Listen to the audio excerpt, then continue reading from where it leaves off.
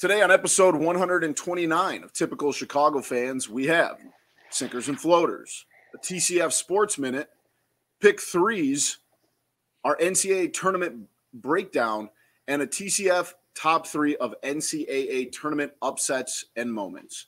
Let's roll. Hello and welcome to episode 129 of Typical Chicago Fans, brought to you by our incredible sponsors, Connect Roasters. Make sure you follow the guys. I am joined by Boomy at Boomy TCF and Matt Schoolfield at Schools_01. I am exactly at Z Lilia TCF. The main page is at Typical_Chicago. Make sure you're checking out our Twitters. Over the next few days are going to be crazy with all the games we'll be gambling on. If you want to follow us on Facebook or Instagram, it's Typical Chicago Fans on there.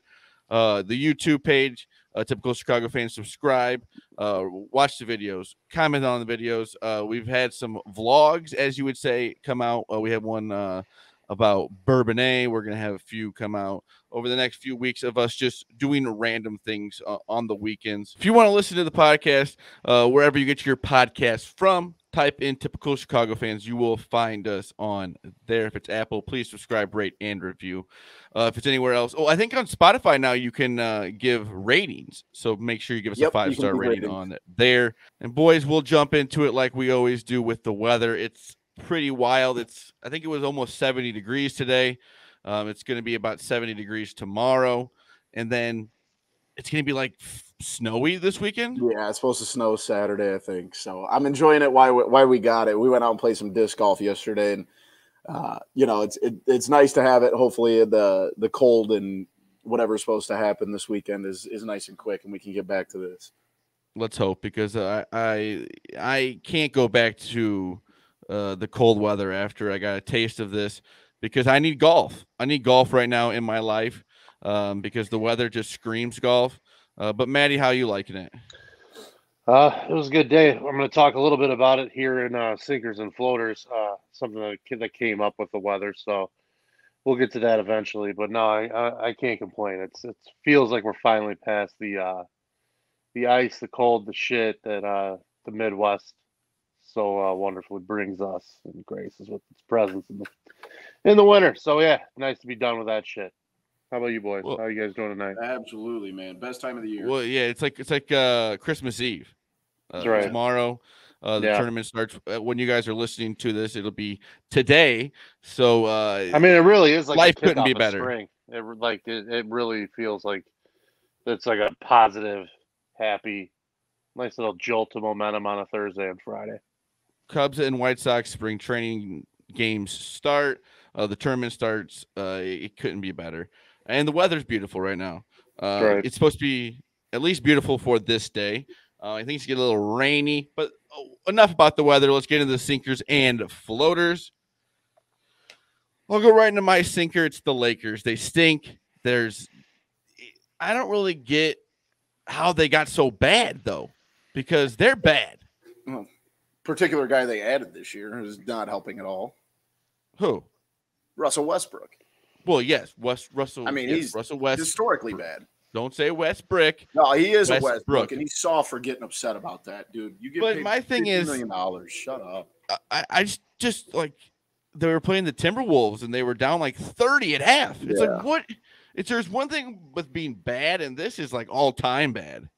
Yeah, it is astronomically. But you hate to see it. You really hate to see it. I don't like seeing LeBron like this. It hurts me.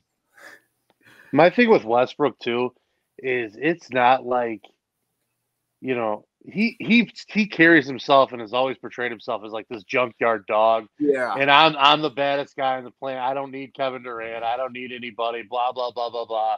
I'm just no one's gonna fuck with me kind of attitude. And then you're getting like that tore up over Westbrook. It's like, come on, man, just chill. He is. Like the way I'm looking at him this year, he is the definition of a bum slayer. He put all those crazy numbers the last couple of years when he was the only option in Oklahoma City and in Houston. Yeah, it sure feels like it, doesn't it? Yeah, and now he goes somewhere where he's expected to, play with someone else, and now he doesn't perform. Like, where was that? You can sit here and tell me that Chris Mullen's not one of the top 75 players ever, but Russell Westbrook is. Yeah, seriously. Okay. Tracy McGrady or Vince Carter. Yeah. Okay, though. That's fine. Makes sense. Like you said, Zach, just historically bad. You know, like most Boomy. like good shooters are like now striving for like that 50, 40, 90, you know, like slash line or whatever. Fucking guys like 30, 30, 70. He's been shooting 9% since the All-Star break from three. It's crazy. It's nuts.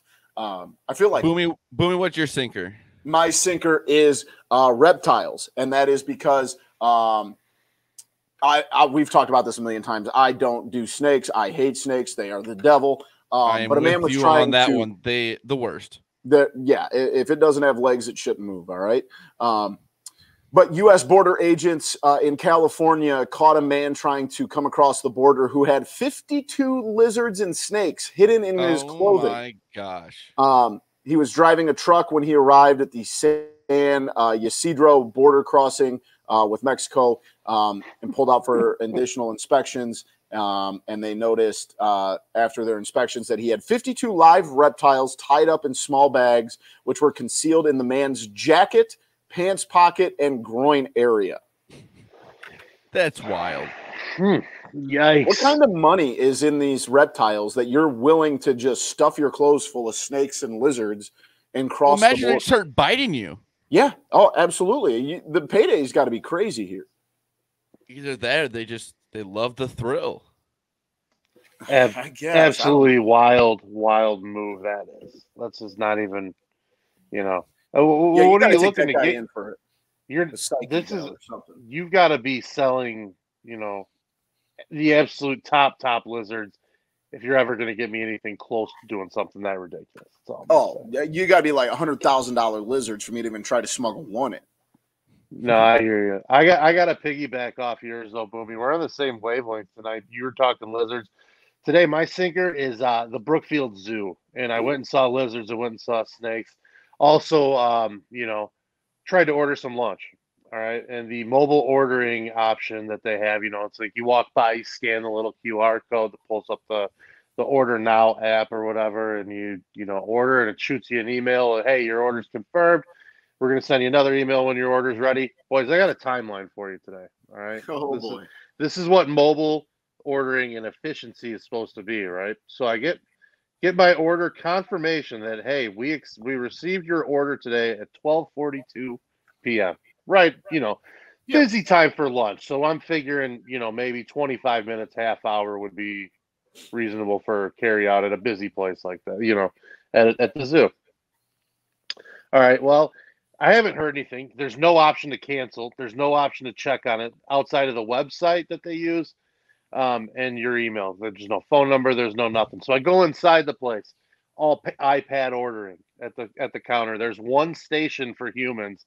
And as you can imagine, with the clientele that's showing up at the zoo on a Wednesday during the week, there's a lot of old people who aren't going to be using iPads to be ordering their food. So then I'm just like, all right, whatever. I'm just going to wait. Get an email. I ordered at 12:42. I get an email at 1:35 that says your order will be ready around 2:05. So we're now pushing 1 hour and 20 plus minutes just for a fucking order of concession stand food at the fucking zoo. So that's my sinker.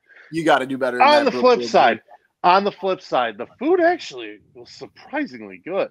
Like we were took an hour and a half to make. Actually good though. Like it better be good after an hour and a half. Totally agree.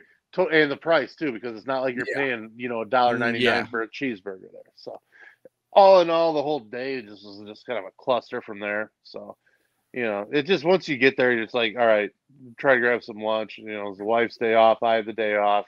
Kid gets out of preschool. We run up there and all hell breaks loose right from the get-go. So you should have just ordered it as soon as you walked in the door. You'll have to know for next time. We basically did. I mean, pretty much. That was pretty much the first thing we did.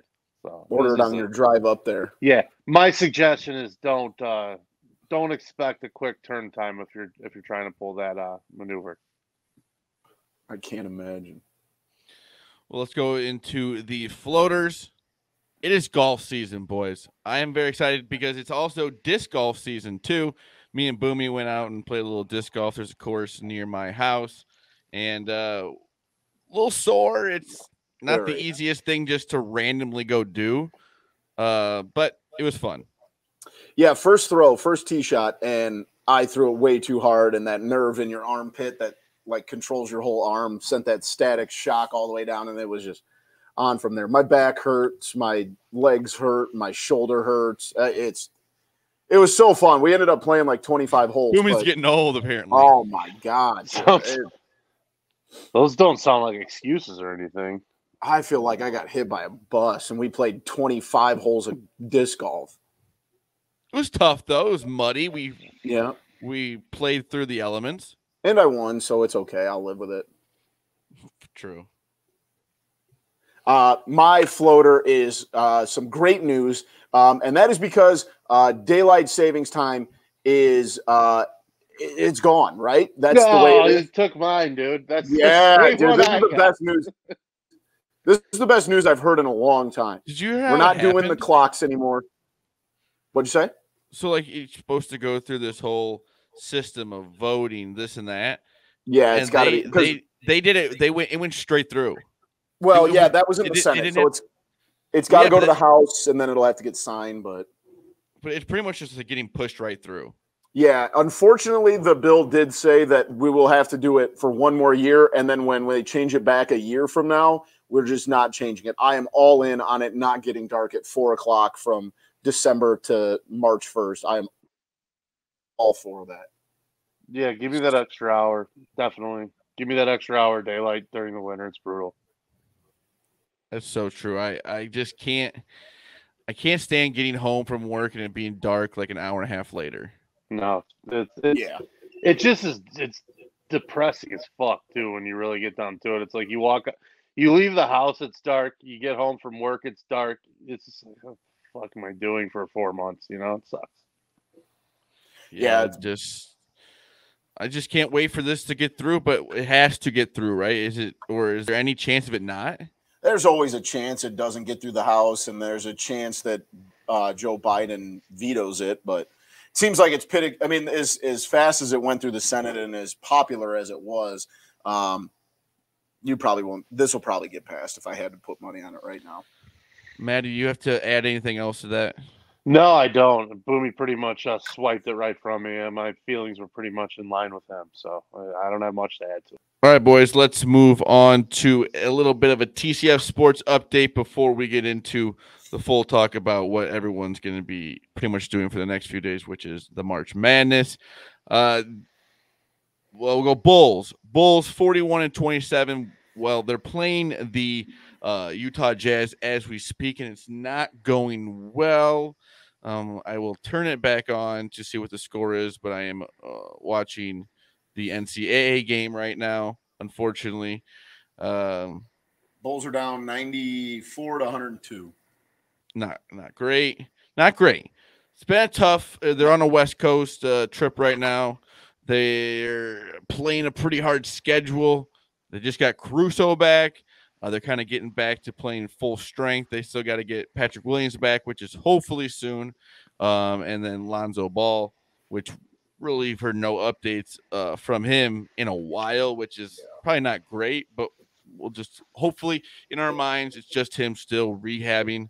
But we have not had a podcast since I don't think maybe Tristan Thompson had signed, but he hadn't played much. What are your guys' thought on that move? I think he had played 2 games the last time. He's there to eat up minutes, but like he's not very good.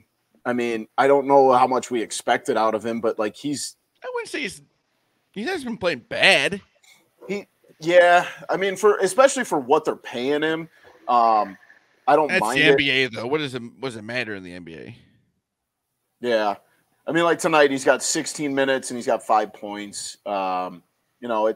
It is what it is. You know, he's there to, like I said, chew up some minutes and, give Vooch a little bit of a blow, but he's been a perfectly average signing for what the expectation was, in my opinion. Maddie? Yeah, I mean, I just like 2 things in a row. I just got to admit I agree with Boomy on it. It's just not always the greatest feeling in the world, but, I mean, it's been what it is. You couldn't expect a whole lot more, and I think he's given you what you would hope to get out of your investment on a guy like that at this point. You know, he's going to rebound for you. He's going to bang bodies a little bit. I like that he was trying to mix it up with Grayson Allen, you know, the Bucks a little and bring a little fire. And what was that, his first game there or second game maybe? But yeah, first week.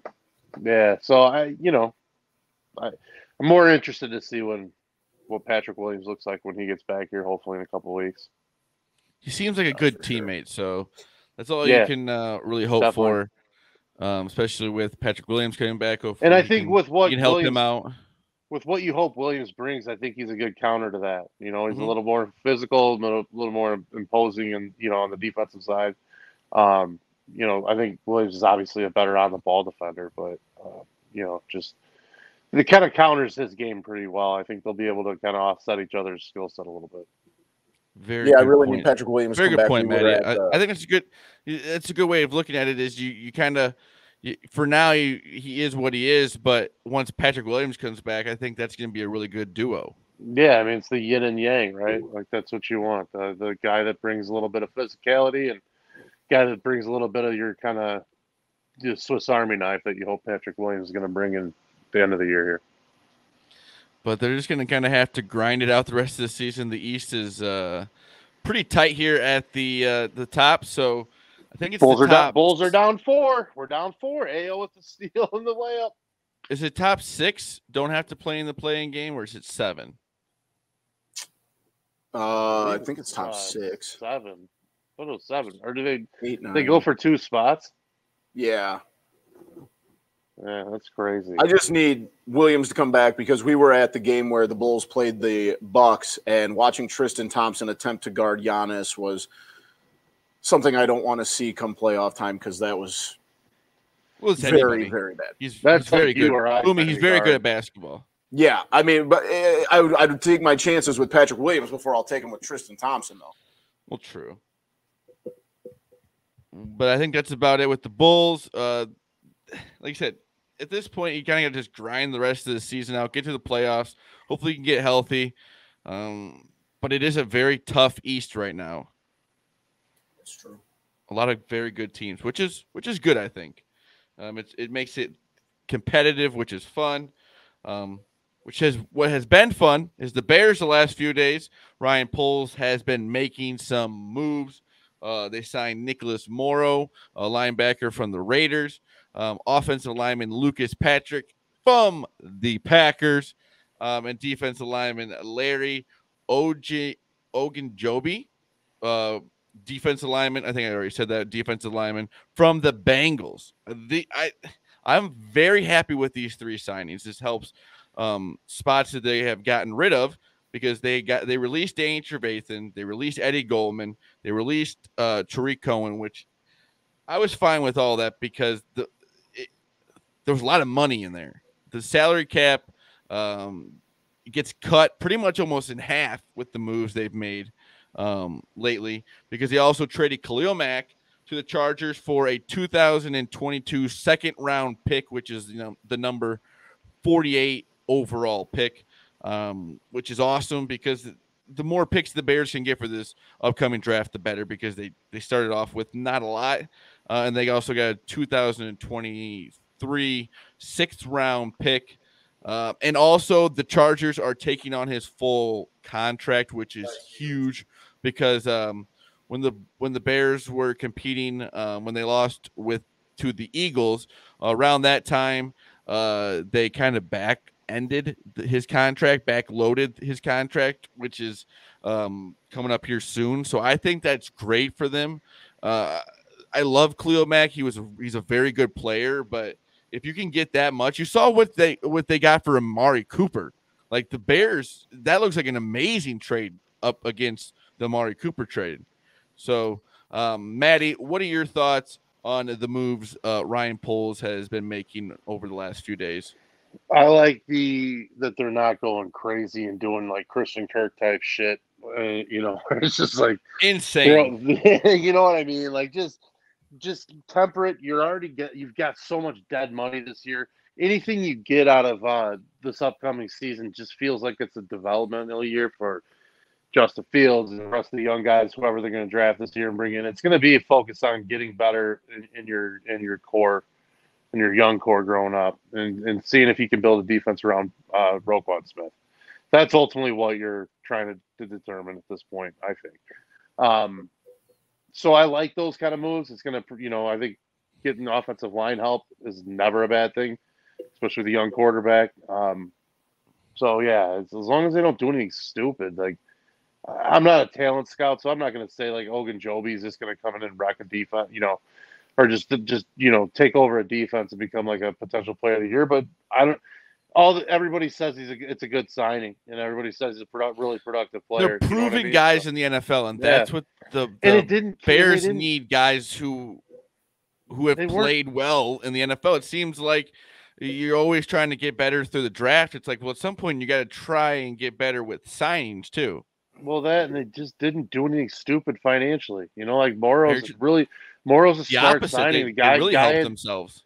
Morrow, was banged up for the last basically year and a half. Was a super productive player last year. Yeah, like super productive player before injuries, took a toll. So it's a good risk to take on a affordable contract. Those are the kind of moves to make right now.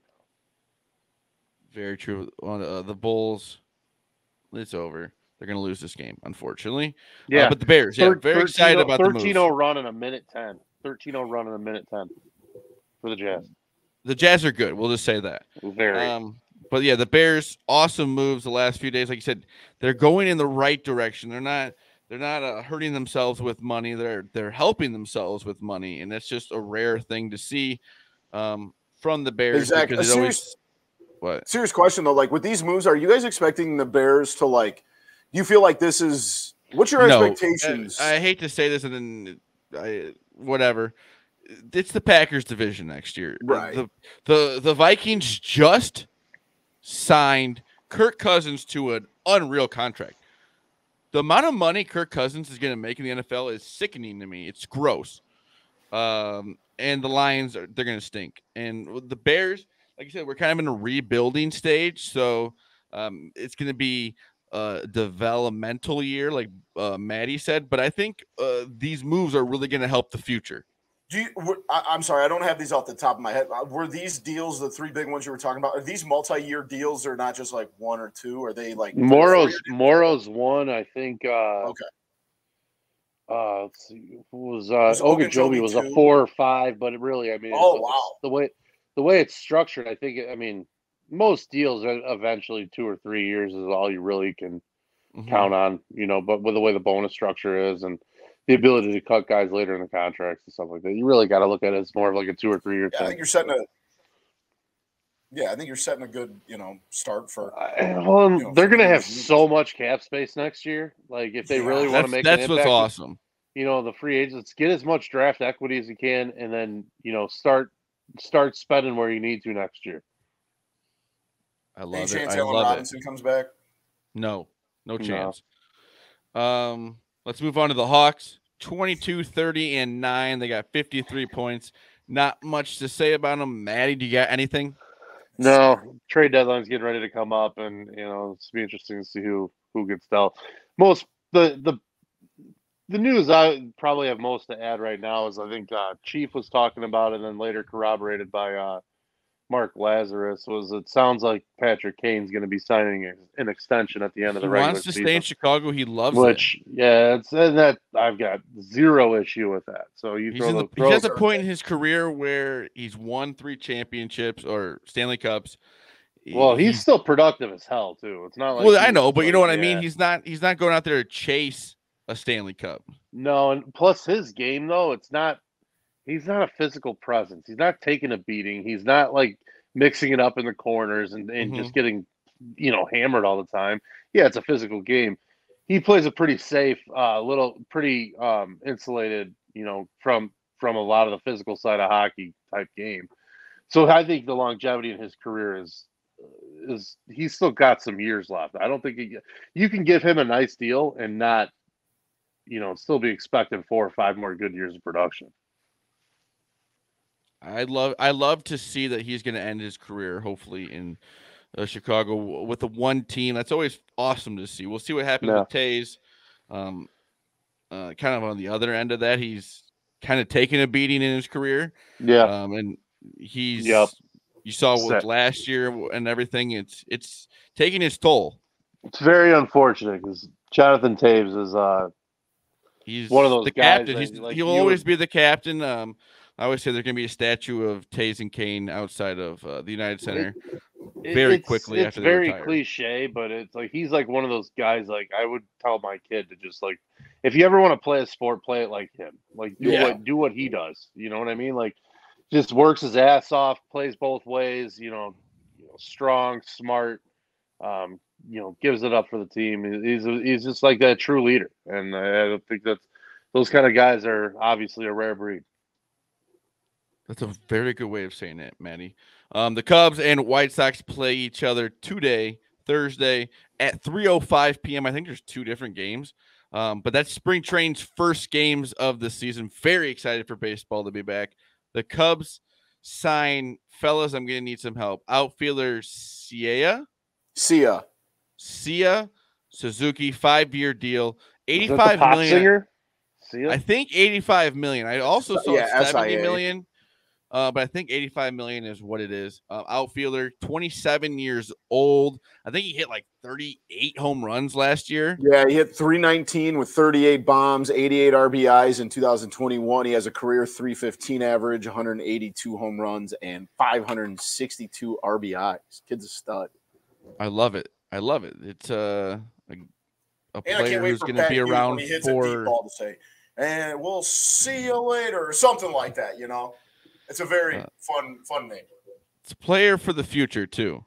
Definitely. 5 years, 85 mil. Don't hate it. Chris Bryant signed with the Rockies. Anthony Rizzo signed with the Yankees, and Schwarber signed with the Phillies. So was that official? I didn't see that go official. I had seen that he's signing with the Phillies. I'm pretty sure. Okay. Yeah, that's tough. It would have been really nice to have one of those, Rizzo or Schwarb as the DH. The White Sox signed right-handed pitcher Joe Kelly, a 2-year deal, $17 million. I love that for them. I think he's awesome. Hey, just because it's the White Sox, can I make this quick dig here? Remember during the height of the pandemic when everybody was in lockdown and there was a video of an MLB pitcher throwing into like a 10-by-10 net and he missed and he broke hit the window. That was him, yeah. That was Joe Kelly. So I'm a big fan of him, so I got nothing bad to say. They also signed second baseman Josh Harrison, 1-year deal, $5.5 million. The Cubs know him. And then they also got right-handed pitcher Vincent Velasquez. 1-year deal, $3 million. Another pitcher. Unfortunately, Rodon went to the Giants, so. Yeah, Rodon was like the first one off the market. I think he was the first big name. I think he was. Well, he was definitely the first like big contract. Yeah, and I think that like they kind of expected that, but like I'll be honest, man, and I follow just as many White Sox people as you do. Like I still feel like that the White Sox could really use one more starter. I mean, I don't know if you saw it. Giolito put on 20 pounds. He looks great. He looks massive, but like. I don't know if they've got enough pitching to get them from to where they need to be. But these moves will help. We'll see if they make a few more moves. There's still quite a bit can go on with free agency. Correa is still out there, so we'll have to see with that. Also, something to be known: I think the Chris Bryant deal, 7 years. It's no trade clause for any of the years. So he can't go anywhere, which is something you don't see a lot. Yowza. Yeah, beater out. He's going to do very well out there, and he'll probably finish his career out there. But 7 years. I think it was the same thing with Bryce Harper. I don't think he has a trade clause. Yeah, or like a selective trade clause or something like that. Yeah. But baseball is back, so I am very excited about that. Spring training games will be going on here throughout the rest of March. And then opening day is April 7th. So Cubs fans, White Sox fans, let's get excited for the season. But something else we can get excited about is Connect Roasters. Go over to connectroasters.com for the best coffee around. Like you said, me and Boomy did a vlog from Bourbonnais where we stopped by the Connect Roasters HQ. We saw where the coffee was made. We learned how the espressos are made. One of the greatest smelling rooms of all time is a room where they're making coffee beans. It's amazing. But like you said, me and Boomy were there. We saw the best coffee around being made. You can get that coffee at connectroasters.com and follow them on all social medias. Fellas, let's move into this is the second time we've done this segment. It's the pick threes. I think this is gonna stick around. This is a really fun one that Boomy came up with. But let's do this one first. It's up on the screen right now. It's your fast food order.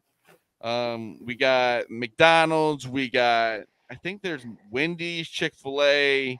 We got is it Dairy Queen in there? I think that's about it. Yeah, so that's what it is. Row 1 is McDonald's. Row 2 is I guess Wendy's. I should have just said that. Yeah. Yep. Row 3 is DQ, and row 4 is Chick-fil-A. So, Maddie, we will let you go first.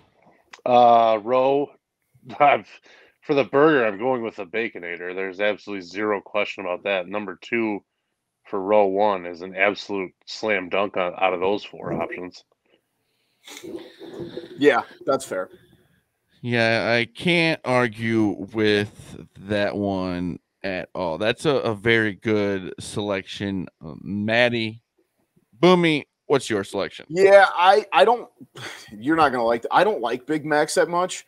I'm gonna go with the Baconator as well. I'm not. I'll be honest. I don't know if I've ever, gun to my head, ever had a burger from Dairy Queen, and I think the Chick-fil-A chicken sandwich is a little overrated. So give me the Baconator. I think that's an easy one. There's strategy to this too, boys. Because round 2, if you're looking ahead, I mean, if you're taking a chicken sandwich now and then when you get to chicken, that's a cycle. Yeah, that's a serial killer move. Yeah, that's tough. All right, fellas, I'm gonna go with the Big Mac. Yep. I had a feeling you were. I love the Big Mac. It's amazing. I've always been a big fan of the Big Mac. They're delicious, I think. They're better than the quarter pounders. I do like a quarter pounder though, but I definitely I like quarter pounders. I'm not saying I don't like them. Okay. That's just make sure you throw that disclaimer in there, but man. Is it how we do it? Is it like a wraparound? Yeah, you get to pick. Yeah, go ahead and pick the next row. I'm gonna go chicken nuggets from Wendy's. Yeah, that's I think the GOAT chicken nuggets. Honestly, is the chicken nuggets from Wendy's. See, I'm gonna do the opposite of you. I'm going McDonald's chicken nuggets. Yeah. I agree with you, Zach. I really do like Wendy's chicken nuggets for the price point. You can get like 20 nuggets for like. Even with inflation right now, you can get them for like $6, $7. You know, they're not expensive at McDonald's either. No. I know. That's what I'm saying. Good price point. I like the product. Chicken nuggets just makes me feel like I'm 7 years old again. That's all. Either way, you're eating a chicken nugget. Fair point. There's, I've got an internal debate here because I think. From a pure taste perspective, I think the Chick-fil-A chicken nugget is absolutely dynamite. I think it's very, very good. There's like a little bit of like, what's the word? Like an internal connection to McDonald's chicken nuggets. So just because you had so many of them in my life, the nostalgia factor. Thank you. That'll work. They're very, very good. And it just like chicken McNuggets and barbecue sauce from McDonald's just still fucking hits to this day. So I'm going to go with those solely on the nostalgia side of it. It's a good choice. Wrap around. Yep. Now, can I ask a question on this? Is it extremely hot and fresh? Yes, we're going to assume all 4 variations are hot and fresh. Okay. All right. Chick-fil-A waffle fry then. Dang it. I was going to take that. Yeah, it's so good. So good. They're like perfectly cooked. They're good size. They give you a decent amount of them. Great with the Chick-fil-A sauce. Great with the Polynesian sauce. Everything at Chick-fil-A is outstanding. The fries don't miss either. So good call.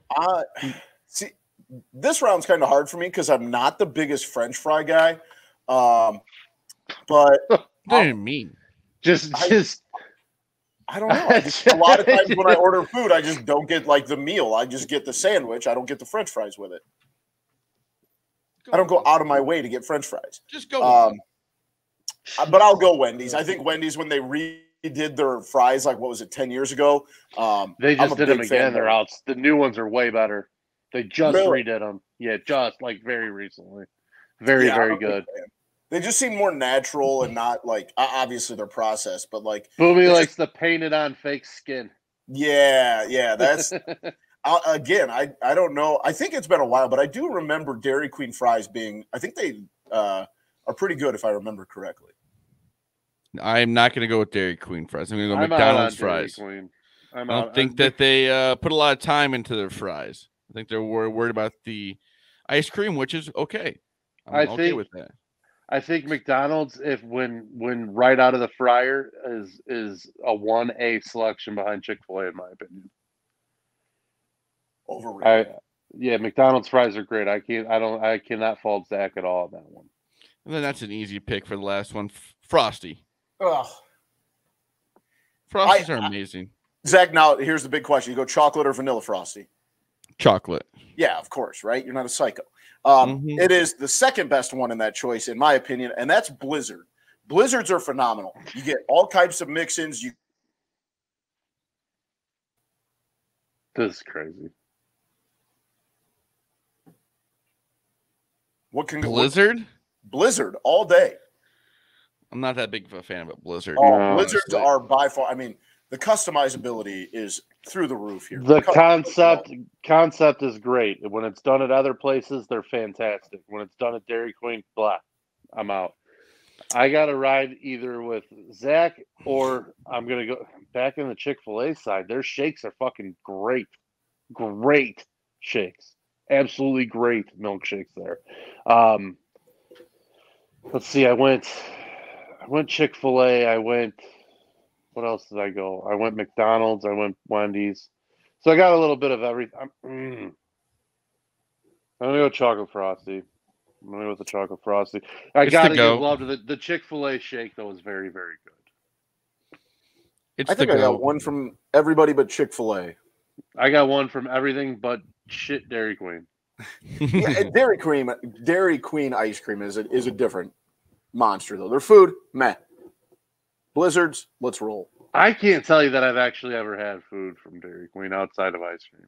It's probably been at least. Well, the one near us closed like 10 years ago. Actually, it feels like it would be like cafeteria food quality. Yeah, yeah, definitely. Or like you said at the beginning of the show, Matt, like a concession at the Brookfield Zoo or something along those lines. Hey, again though, the food there was very good. I don't want to shit on the chef. I'm just saying, like, the chef did a great job because clearly just overworked. Yeah, the expected quality, I guess you should say. Very true. Let's move on to our second pick three, our last pick three. We'll do two each time. If you have any of you see the picture on here, anything like that, just send them to us. We're definitely going to be using them over the next however many episodes because I think this is a very cool segment. We got baseball video games, and let's already have a disclaimer before Maddie even says it. Yes, his top two aren't on here. Sorry, but just for that, Maddie's going last. Just give me credit on I gave you credit.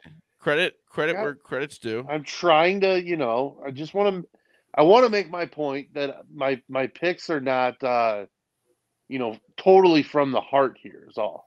That's all. Okay, I'm going to go first. NCAA Backyard Baseball, the GOAT. I love that game. I played it when I was younger. Well, I think it was Pablo. He could hit a home run every single time. I remember playing that on the computer. So that's like my first baseball game I ever played. See, my number one is easy. It's top left. MVP Baseball 2005 is the greatest baseball video game ever created. I still own 2 copies of that for some reason for the PlayStation 2. It was, I mean, you could unlock jerseys, all of the Cooperstown Classics, all the old stadiums. It was the first one that allowed you to do the stuff like that. So, yeah, MVP Baseball 05 is still, to me, the best baseball video game I've ever played. And it's been Maddie, 17 years. What's your third favorite? Well, can I change the year on one of these? Yeah, knock yourself out. Sure. All right. RBI Baseball 2. RBI Baseball 2, bottom middle. That RBI 2 was dynamite. Absolutely dynamite. It was modeled after, I think, the 1989 MLB season. Logged a shit ton of hours on the NES with that game. So RBI Baseball, that franchise was very, very good. My second choice, I'm gonna go with Boomy on that one. The MVP Baseball that year too, especially 05. I was in college, logged a ton of hours playing that game. So yeah, MVP Baseball is a big one for me. Yeah, that one holds a special place. Like, we used to have this TV we would take on vacations because we drove everywhere. And me and my brother would just sit in the back and just play that MVP Baseball 2005 for, like, driving from upstate New York to Washington, D.C. Like, yes, we logged so many hours on that. That's awesome. Can't go wrong with that. That's one of my all-time favorites. I'm going to go with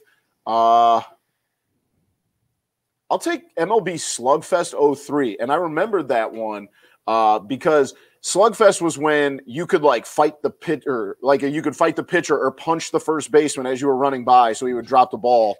And it was just like perfect time. 2003, I was in 6th grade. So it's just like that perfect time for just like stupid games like that. You play against your buddies and try and, punch the first baseman so he dropped the ball, or you intentionally throw it at your buddy. So his guy would charge the mound and, try to fight you and all that stuff. And then you'd have to wait and see who the winner was. So I'll go Slugfest. I will go with MLB The Show. It's classic. I've played probably 3 different versions of. Like, I think I have 2. I definitely have the one with Javi on it. Yeah. I think I have 2 other years of it. And then I'll also go the Bigs. That was always the best. That was a good one. That's not one of those ones you want to play like against people. It's just like if you want a career mode. Yeah. And 2K, I always forget 2K Studios made that. Yeah. I always forgot that. My last round pick, I'll go Major League Baseball 2K7. I remember that as being one of the first baseball games I got on the 360 bottom right corner with Derek Jeter on it. It was the first one that kind of had like the changing of like the pitching motion where you had to land it in the certain spot the way that like MLB The Show does now, instead of just like holding the button and throwing. It was like the first one of those new gen systems. So I'll take Major League Baseball 2K7. Maddie, wraps up. I'm going to go with The Show as well. I just finally played it for the first time this year's version because I've always been an Xbox guy and got bored a few months ago and downloaded that when it came out, since it just came out for the Xbox this year. Awesome Which game. Is wild. Yeah, that game is crazy good. That's literally why I switched from Xbox to PlayStation. Yeah, I can see why. It's one of those things. It's a very well done presentation of baseball, and baseball and video games are usually pretty hard to hit, every time. For sure. Very true. Well, let's move on, boys, to the subject that we've all been waiting for. We have March Madness here. Last year, it didn't feel the same. There weren't fans. It just didn't feel the same. But this year, there's going to be fans. It's going to be awesome. It's going to be exciting. We're going to gamble on every single game, maybe responsibly. But let's get right into it, Illinois or Loyola games. Yeah. Yeah, unfortunately. So stupid. So stupid. Well, let's get right into it. You guys got some upsets you're thinking first day. Let's go some first day upsets. Any ideas? I originally picked Vermont to get past Arkansas. I'm kind of waning on that one. I think New Mexico State could maybe beat UConn. Yeah, I mean, UConn feels to me like one of those teams that is either going to get beat in the first round or they're going to like upset someone and give Gonzaga a hard time in the Sweet 16. I think Texas is a very good team, but Virginia Tech coming off the conference Tech's hot. championship, they're hot, and that could help. Originally, I also chose Indiana, but after seeing the way they played last night and the way they shot, I know they won the game, but my God, that was ugly. They shouldn't have won. They should have won by a lot more. Yeah, and St. Mary's is a tough team. I don't know how much of an upset this is, but at 10-7, I've got Davidson beating Michigan State. Davidson is led by a lot of upperclassmen and played really well. They can shoot, too. Yeah. I mean, just a really good team that unfortunately didn't win their conference tournament because you forgot it's January, February Izzo. So I don't know. Yeah, if this was 2013, I'd believe you. But also, Michigan State is an insanely young team. You're talking about guys who are 4 or 5 year seniors at Davidson, and I think Michigan State starts 3 freshmen. Don't get me wrong. I'm calling money line here. I say you go after it. Iowa State over LSU. It's an 11-6. LSU just got rid of their coach, which is insane to think about before the tournament.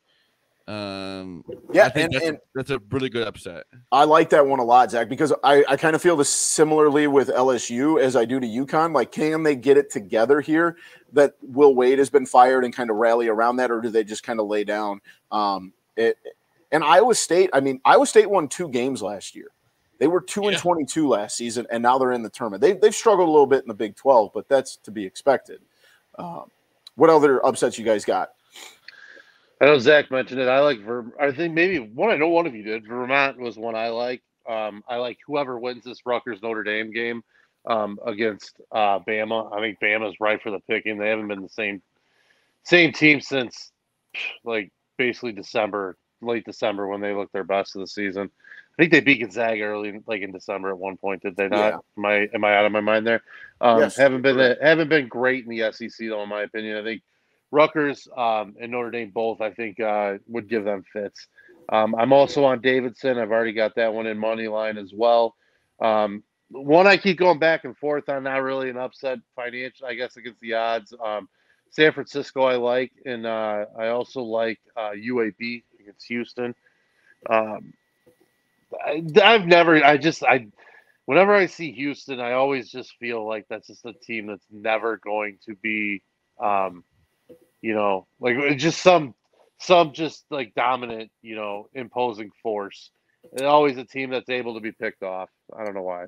And Matt, to add to that, Houston is one of the worst ranked teams in the tournament when it comes to free throw percentage. Yeah, that's never a good thing. One other team I like too, and I thought one of you guys might have mentioned was South Dakota State. I've already got that one in as well. I got that one picked too. That line is way too weird. Why is a 13 seed only getting 2? That's like it's one of those like they're begging you to take. Pretty sure Michigan's favored over Colorado State. It's another game that I've already played as well. I love Colorado State. Big body David Roddy. That guy is a monster. I've got Michigan in the Sweet 16. I have Colorado State in the Elite 8. Do you really? And don't get me wrong, Matt, I feel bad because we have expressed our love for the Rams all year. I love Nico. That's a bad draw. Coach Tanji's a good player. They got good shooters. David Roddy can score. He does everything. He's going to be – I want one of those guys that's got that ability in March that just like flips a switch on that's been around the program for 3 or 4 years and just has the ability to just drop 30, and that's what David Roddy can do. So that's why I'm all in on Colorado State. It's going to be flip or flop for me, and I just hope it works out. Oh my God! My last upset is San Francisco over Murray State. No way, Murray State's so good. San Francisco's good too. Yeah, but I saw Murray State a couple times. I've got hard on Murray State. Where'd you see them? On TV? Yeah. On TV? Yeah. Oh, okay. I'm also the same guy that's watched Cal Baptist play 4 games this year, and I kind of hate myself for it. They stink, and I've watched them 4 times. Is of all of the 1s and 2 seeds, you guys, who is the most likely to fall to a 16 or a 15?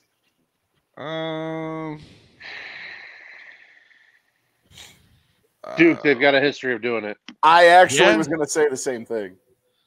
That would be the best goodbye. Yes. To fucking he's coming back. If that happens, he's coming back. There's no way. He's saying after the game, he's saying I'm back. Oh my God, Cal State Fullerton. If you do that, I think Auburn could get upset too. Yeah, Jacksonville State. You never know. I think Auburn's been very all over the place. Yeah, because at times they've looked like the most dominant team in the country, and then they end up with a 2 knocked seed. out the first round of the playoff, the first round of the tournament, didn't they? Yeah, to Texas A&M. Auburn, I could see losing, but I could also see them going to the Final Four. They're an enigma to me. I don't know. Yeah, I've got them in the Final Four. Fellas, what do you guys think of Illinois' chance? Legitimate. I think they have a pretty good chance of winning it all. I've got them in the Elite Eight. I think, and I said this a couple weeks ago, and obviously they don't have AO, but like this team went full strength. I mean, Kofi Coburn is one of the most dominant big men in this tournament, and good luck guarding him. I mean, when Andre Corbello is on and Trent Frazier are on, they can beat anybody. It's also going to come, a lot of the guys that Alfonso Plummer, if he can hit shots the way he was early in the season, this team has just as good of a chance as anybody. They obviously stumble in the Big Ten tournament, but this team is good. I've got them losing to Villanova in the Elite Eight. Maddie? I'll throw the disclaimer. I'm not a big Illinois fan. I've never been a big Illinois fan. I actually have Illinois in the Final Four, though. I think the bracket shapes up very well for them. Chattanooga is going to be one of those teams that just like you never want to see them when you're a 1 through 4 seed or whatever. Anywhere in the top tier of the bracket, you don't want to face Chattanooga. It just always feels like the Moccasins are always kind of making a run for a big upset. But I do like Illinois in the coming out of their region. Arizona is going to be. I mean, can we get a replay of 05? Like, can we just get that all over again? That'd be awesome. Not even that, Matty. We get a repeat of Arizona going to Illinois and beating them in mid-December. The other thing, too, I think it shapes up because, like I said, I got Colorado State going to the Elite Eight. So that would give Illinois a better matchup in the Elite Eight. So that's why take that for what it's worth. So if you're riding me for my picks, I wish you wouldn't, because that's not a financially smart decision, but also especially when it comes to Illinois and my affinity for Colorado State this year. In Chattanooga, like you said, Matt, they have Kansas transfer. I believe it's D'Souza in the post. I mean, he's from Kansas. He's a monster. Yeah. That's the dude that threw the chair during the fight that went behind the hoop. Like he launched a chair or got ready to launch a chair at somebody or whatever. He's going to give Kofi all he can handle. Big, scary. Yeah, he can definitely bang with him. No questions asked there. That's like the one reason why it's a bad matchup for Illinois in that first round probably. But I feel like if they can get out of that, then they get the winner of Houston UAB.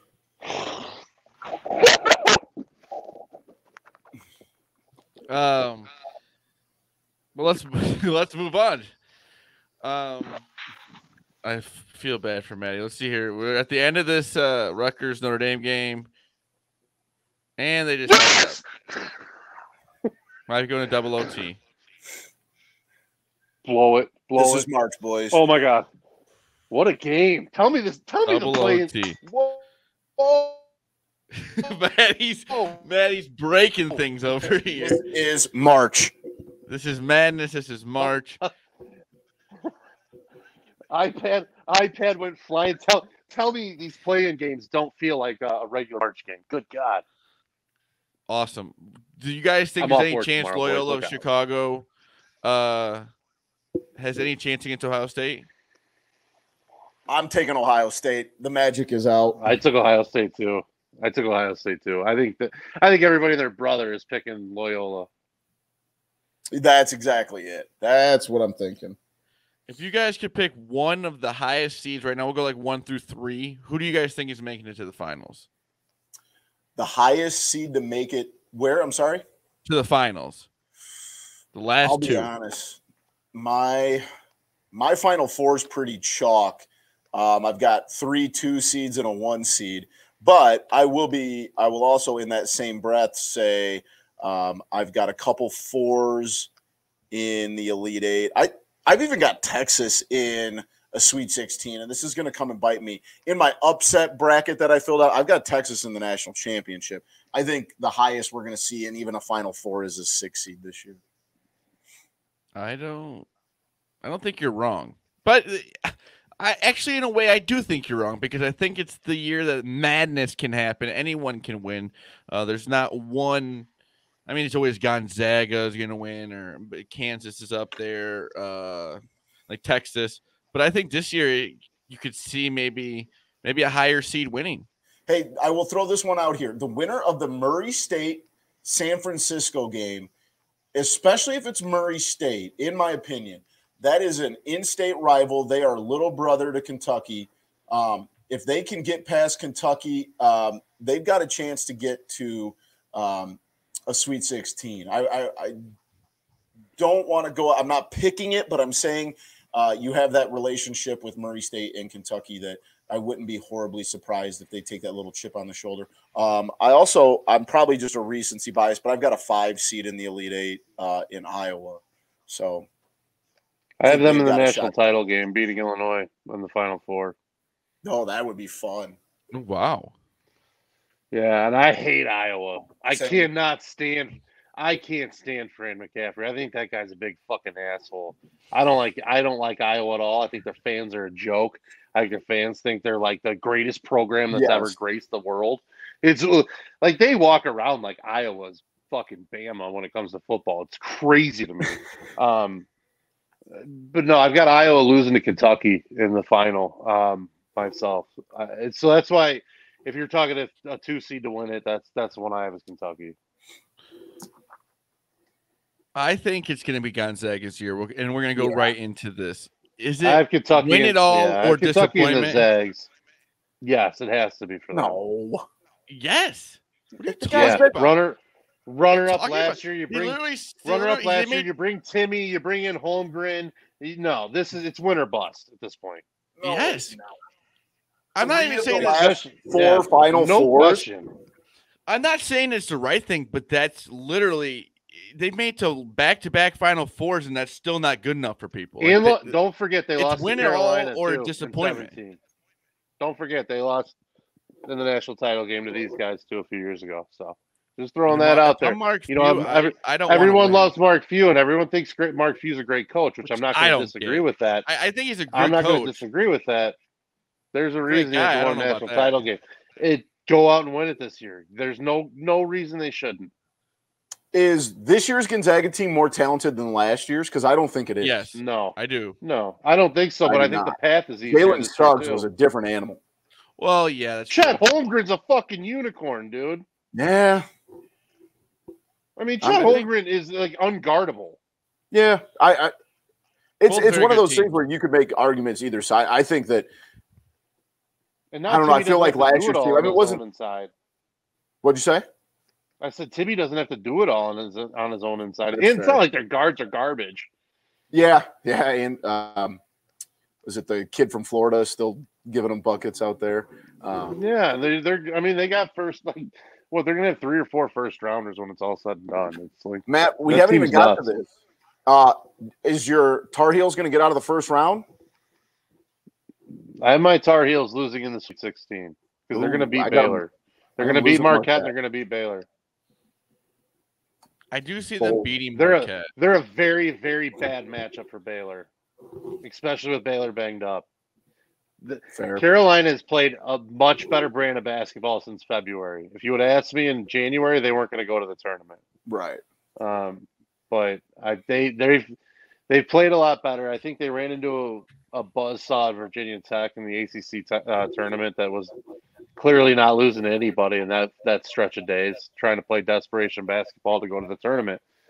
I like Carolina. I like the way I like the draw they got. If they were going to get a 7 or an 8 seed or a 9 seed where they have to play a 2 or a 1, I like that it's Baylor out of that top 8. That's fair. All right, fellas, what's your final fours? I've got Gonzaga, Kentucky, and Villanova Auburn, and then Gonzaga over Villanova in the title game. I'm the same. It's same on half. I got Gonzaga, Kentucky. I've got Illinois, Iowa. I've got Iowa, the Zags with the Gonzaga to win it. Or Jesus, Kentucky to win it over Gonzaga, and Kentucky to beat Iowa. Excuse me. Battle of the Midwest. I am gonna go. I got Gonzaga. I think Texas Final Four. We'll go Iowa and Illinois. Oh, Chris Beard, huh? First year with the Longhorns making a deep run. I think they were good before he got there. Well, but somebody else I could also see out of there. I think I could see Purdue going on a run. Yeah. Zach Edey. Ivy's a monster. Ivy's an absolute. He can take over a game though. What'd you say, Ivy's Boomy? Crazy good. I just said Zach Edey is like 7'13". The kid is a monster out there, and he's not even that good, but he changes the game. And if they can get him at going that height, what does it matter? Yeah, and Ivy is just. I mean, he'll be probably a top 10 pick. I mean, at least should be. Yeah. If they can get it rolling, man, they're going to be tough to stop. But I don't know. It's so weird that Edey and Williams just like cannot play on the floor together though. Like it's like their offense just bogs down when those two are on the floor together. It's crazy. It's so odd. But boys, these 2 days, the first round is amazing. There's so many games going on. The Saturday and Sunday are awesome too, but like nothing is like the first 2 days of that tournament. There's so many games going on. There's games from like 11 a.m. and then like the last game starts around right before 9 o'clock. A little before 9 our time, yeah. So just soak it all in. It's the greatest 2 days I think in sports. And the Cubs also play, so maybe there's a lot of sports going on. It's so much fun. But going UFC off of card on Saturday too in London. Patty to Batty. So when you're watching and it's all like it's at like starts at 2 p.m, I think too. Oh, I like that. We'll go right off the NCAA tournament. Let's go top 3. TCF top 3 NCAA tournament upsets / moments. Who wants to go first? I'll get it started. Pick. Let's go, Boomy. I'll get it started. Al Farokhmanesh, Northern Iowa over Kansas all day. I remember watching that. I can't remember. I do remember watching that game. I think it was at Main Street in Mendota for some reason. But Northern Iowa really putting the Missouri Valley on the map. I'll take that one to start. I'll go next. It was when Virginia lost to UMBC. To see a 1 lose to a 16. I never thought I'd see it. Because we always joked about it, right? Our whole lives growing up. Like, maybe this is the year. There's always like the first 10 minutes, they're like the team's down or something. But I couldn't believe it. And come back and win the next year. Yeah, that's even better. Maddie, you got 2. First one right off the top of my head. My favorite upset is it's a recent one. Michigan State, Cassius Winston going in, beating Zion, RJ Barrett, Cam Reddish, Mike Krzyzewski, the undefeated, well, I shouldn't say undefeated, the unstoppable Duke Blue Devils, that team that had like the top 3 recruits coming in. When Michigan State upset them as a huge dog, that one was one of my favorites. Next one, another one that was in the Final Four I liked was when Wisconsin upset Kentucky, that 39-0 Kentucky team. That's on my list. That was an upset that was just like you just didn't see it coming. Yeah, Kaminsky and Decker were great, but that Kentucky team was so fucking good and so deep and so just like good defensively, good offensively. Did not think that they had a loss in them that year. So when it prevented them from going 40-0. So can't argue with that one. My second round, I'm going to go with what? It comes back to me, right? Sorry, my bad. I'm going to go Illinois, Arizona, 15. They're down 15 with 4 minutes left, going a 20-5 run, go to overtime, win the game by 1, go to the Final Four. That was awesome. And me and Boomy also saw like they have a very cool like little Hall of Fame kind of thing at the Illinois arena. What's it called? State Farm Center. Yep. We got to see like a bunch of the 2005 stuff. Kind of reminded me about it. So yeah, Illinois, Arizona, when Illinois came back, it was just awesome. I remember watching that game. Absolutely. Now it's you, Boomy. Now you can go. Sorry about that. I'm going to go with, was it Dunk City or Lob City, Florida Gulf Coast? When they beat Georgetown in 2013. That was fun. And then they made a little run, and they were just dunking on everybody. Andy Enfield, who's now the coach at USC, that team was a lot of fun to watch. And that was kind of the end of the Georgetown, era. They haven't really been the same since. So I'll take Florida Gulf Coast. And then also in my memory, I wasn't going to take anything too far off of that. George Mason, 2006, and I believe they got all the way to the Final Four, or right. They got to the Final Four where my Gators beat them on their way to a national championship. So that's one of the ones. Like, everybody knows George Mason from that one. You might not have ever heard of him before the Patriots, and got Jim Laurinega a job down in Miami that he still has. So, my last moment, it was last year when Jalen Suggs hit the game winner, but Johnny Juzang hit the game tying shot right before that. It comes down. Jalen Suggs hits the game winner. There were 19 lead changes in that game. That game was nuts. Unbelievable. Great choice.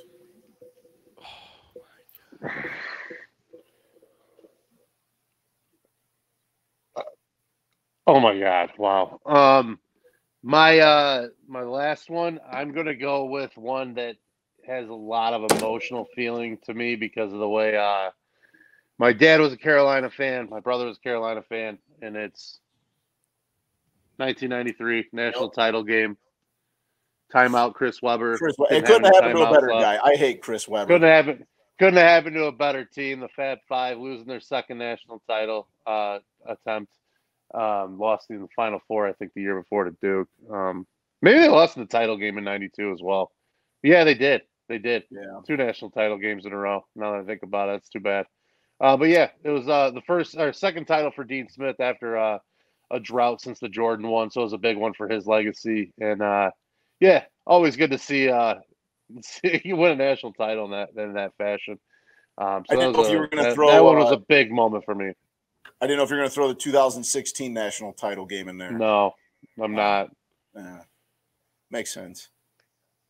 I mean, I could throw Marcus Page. I could throw Marcus Page's shot in, or the fucking 2017 Redemption Tour when they went out and won it, shoved it down Gonzaga's asshole again. But whatever. We don't need to talk about that. You can talk about when Carolina beat Illinois too. Was another big one for me. You want to know what I can't wait for? I was hoping you were going to go there. I can't wait for Alabama to win by 1,000 points against Notre Dame. I hope they win by 1,000 points. I don't like Notre Dame. Oh, my God. I hope Alabama wins by 1 million points. I didn't even say anything. You can't be mad at me. I'm not mad at you, man. Look at this guy. Ugh. Was it Bray? Is his name? Mike Bray? Yeah, it's Mike Bray. He looks like a loan shark. Good job, buddy. Well, thank you for joining us on episode 129 of Typical Chicago Fans. I've been joined by Boomy at Boomy TCF and Maddie at schools_01. I am Zach Lilia at ZLilia TCF, Facebook, Instagram, Typical Chicago Fans, YouTube. Subscribe to the Typical Chicago Fans YouTube page. Podcast, wherever you get your podcast from. That's where you will find us. Shout out to Connect Roasters. Go to connectroasters.com for all your coffee needs, the best coffee around. Follow them on all social medias. Like I said, enjoy the next few days. It's the best. March Madness is the best. You guys got anything else? Like you nailed it, Zach. Just enjoy the weekend, man. It's one of the best ones out there. Maddie? Couldn't agree more. Well, like I said, it's been episode 129 of Typical Chicago Fans. We love you all. Peace.